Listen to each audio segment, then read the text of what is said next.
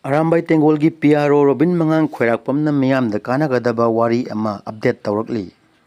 Wari asi miyamda pukning lawsing oigani khanjaduna miyamda share tawjabani. Nongma lambida nga phaba nupa ama lang lumuraga nga khara pharaga laki. Mahakna lakpagi lambiduda sakniba nupa amana nga amata pibiramu haijarami. Nga phaba nupa aduna ngaihak khallaga nga di piramdana magi langdu oina piramki. Sahi mangagi matungda nga phaba nupa adugi sinpham adumak honglamdri. Mahakna hanagumna nga khara pharaga amuk lakpada coat suit litpa nupa amana harauna khamlakhi.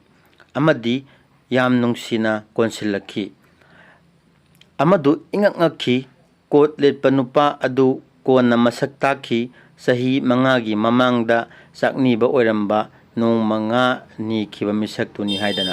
Keretis tamlabasu oza adudagi yam henna hai kiba miyoi kayani ball sanabadasu amadi private school gi thagi salary rupees 5,000 kak phangba oza adunani ngasi IAS IPS ohelakli base numituda beggar aduda nga oina piramlabadi nga adu sathokraga loikre lang aduna magi punsibu ahongba ohenki ngasigi laibak asigi oiriba situation asida apply tawba yaraba formula ni inak khunba singsu wakhal tawbiu thabak sujaningba singbu yokhatpiu.